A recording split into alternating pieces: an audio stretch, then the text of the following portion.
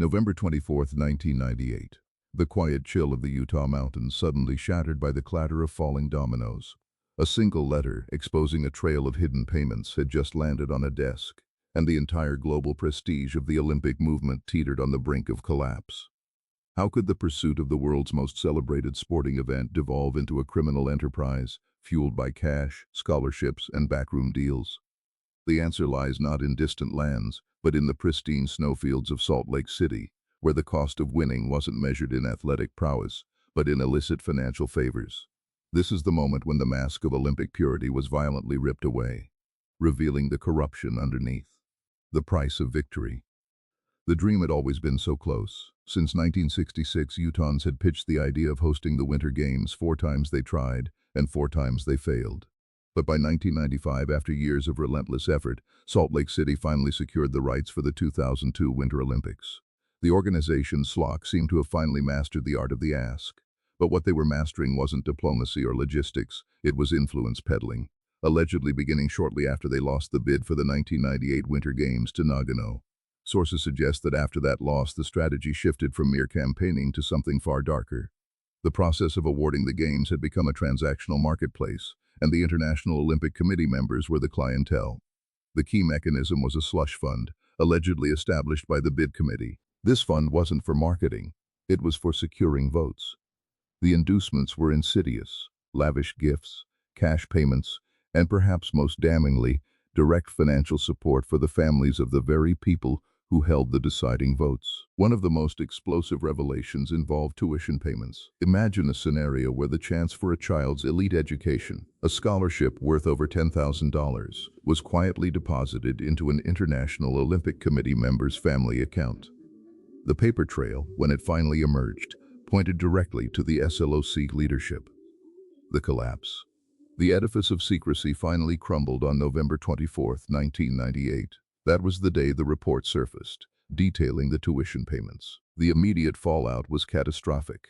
Tom Welch, the president of SLOC, and David Johnson, his vice president, resigned their posts instantly. The news echoed globally, suggesting a rot that might extend far beyond this one city. The IOC scrambled, launching 4 independent investigations, one by the IOC itself, and others by the U.S. Olympic Committee, SLOC, and the Department of Justice. The pressure mounted relentlessly. By January of the following year, Frank Joklik, who had taken over as SLOC president, and Dave Johnson, the VP, also resigned under the crushing weight of the ongoing scandal. It seemed everyone associated with the winning bid was being purged. But the true test of systemic integrity lay within the IOC itself.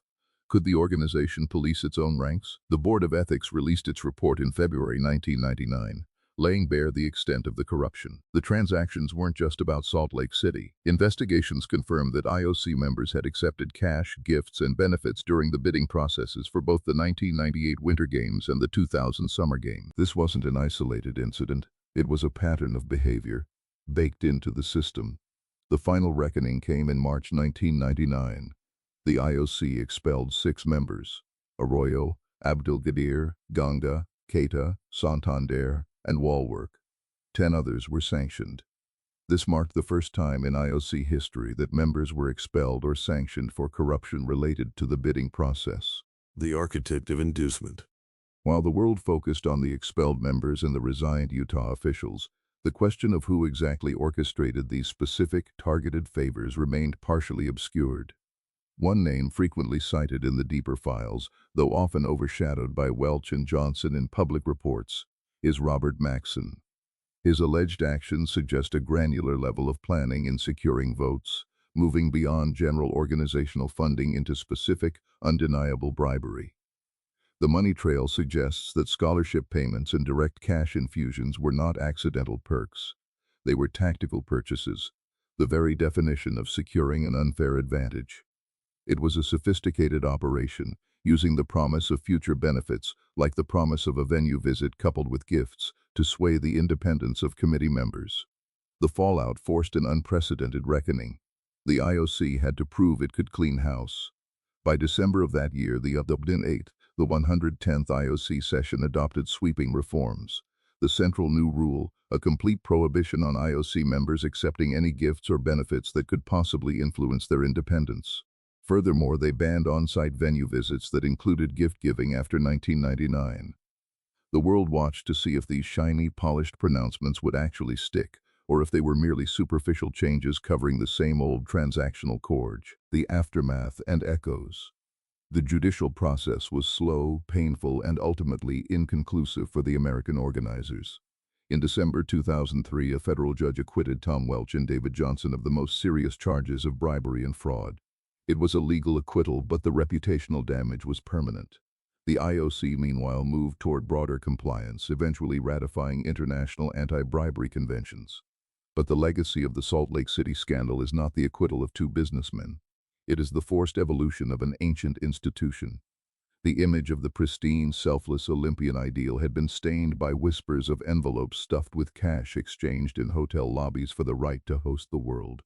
The knowledge gap we started with, how such a thing could happen, is now filled with the blueprint of systematic corruption.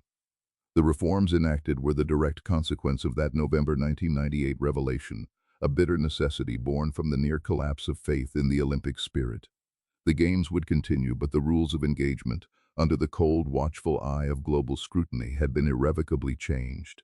The lingering question of accountability. The convictions, or lack thereof, in the American courts only served to underscore a deeper, more uncomfortable truth.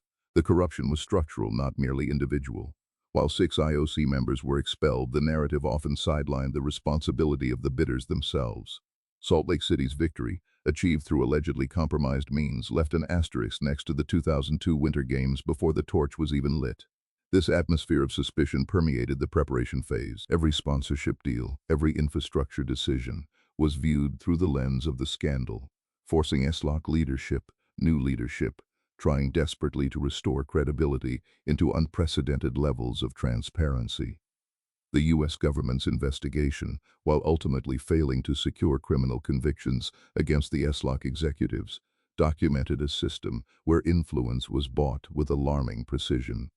The testimony revealed how subtle gestures, the promise of a future job, the free enrollment of a relative in an expensive private school, the provision of luxury travel, created a web of obligation around voting members. These were not crude exchanges of banknotes. They were sophisticated acts of patronage designed to look like goodwill until the moment the vote was cast. This evolution of bribery, from overt to covert, became the defining lesson for all future host city bidders. They learned that the appearance of impropriety was as damaging as the act itself. The irony was sharp. Salt Lake City, a community often lauded for its conservative values and faith-based foundation, became the epicenter of a global scandal demonstrating the ubiquity of transactional politics in elite international sport. The city paid an immense price in reputation, a cost that far exceeded the millions allegedly spent securing the bid. The successful hosting of the 2002 Games, while logistically excellent, was constantly shadowed by the ethical cloud hanging over its origin story. The opening ceremony, meant to celebrate global unity, instead served as a stark reminder of the compromises made years earlier in darkened conference rooms. The global contagion. The reverberations of the Salt Lake City affair did not stop at the doors of the IOC headquarters in Lausanne. They spread like a virus, forcing other potential host cities to immediately reassess their own bidding strategies. The era of lavish hospitality, once considered a necessary cost of doing business in the Olympic world, suddenly became an unacceptable risk. Cities preparing bids for Athens 2004 and Beijing 2008, and later for the 2012 race, found themselves operating under intense self-scrutiny, fearing that any communication with a voting member could be misinterpreted or leaked. The IOC's hastily assembled reforms were a direct response to the possibility of total organizational implosion. The creation of a rigorous candidate city code of conduct was designed to place explicit, measurable limits on interactions. No longer could a bid committee invite IOC members for informational tours laden with gifts. The rules became stringent. Interactions had to be documented, gifts limited to negligible monetary value, and contacts strictly monitored by an oversight committee.